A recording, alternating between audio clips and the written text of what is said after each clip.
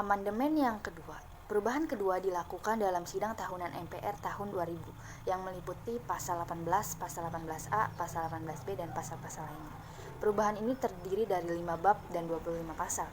Inti dari perubahan kedua ini meliputi masalah wilayah negara dan pembagian pemerintahan daerah, menyempurnakan perubahan pertama dalam hal memperkuat kedudukan DPR dan ketentuan yang lebih merinci mengenai HAM.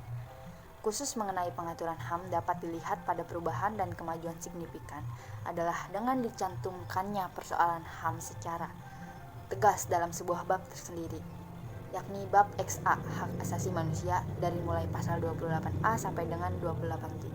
Dapat dikatakan bahwa konseptualisasi HAM di Indonesia telah mengalami proses dialektika yang serius dan panjang yang menggambarkan komitmen atas upaya penegakan hukum dan HAM. Amandemen yang ketiga. Perubahan ketiga ini terdiri dari 3 bab dan 22 pasal. Ditetapkan pada sidang tahunan MPR tahun 2001, mengubah dan atau menambah ketentuan-ketentuan. Inti perubahan yang dilakukan pada amandemen ketiga ini adalah bentuk dan kedaulatan negara, kewenangan MPR, kepresidenan, impeachment, keuangan negara, kekuasaan kehakiman, dan ketentuan-ketentuan mengenai pemilihan umum. Dan amandemen yang keempat. Perubahan keempat dilakukan dalam sidang tahunan MPR tahun 2002. Perubahan dan atau penambahan tersebut yakni meliputi pasal 2 ayat 1, pasal 6A ayat 4, pasal 8 ayat 3, pasal 11 ayat 1, dan pasal-pasal lainnya. Materi perubahan pada perubahan keempat adalah ketentuan tentang kelembagaan negara dan hubungan antara negara, penghapusan Dewan Pertimbangan Agung DPA, ketentuan mengenai pendidikan dan kebudayaan, ketentuan tentang perekonomian dan kesejahteraan sosial, dan aturan peralihan, serta aturan tambahan. Perubahan penting yang terjadi pasca amandemen.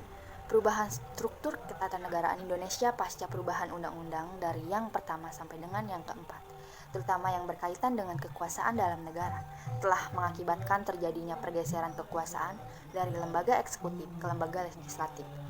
Hal ini dapat diamati dari adanya reduksi kekuasaan dalam ketentuan pasal-pasal mengenai presiden. Dan sebaliknya, terjadi penguatan kekuasaan dalam ketentuan pasal-pasal mengenai DPR yang menyebabkan DPR menjadi lembaga yang suprem. Pasca diamandemennya undang-undang dengan perubahan pasal-pasal tersebut, hasil perubahan MPR telah berhasil meletakkan sendi-sendi checks and balance, termasuk membatasi kekuasaan eksekutif. MPR telah berhasil mengubah dengan tegas tentang dari mana kedaulatan diperoleh. MPR yang terdiri anggota-anggota DPR dan anggota-anggota DPD merupakan realisasi demokrasi perwakilan sebagai lembaga negara.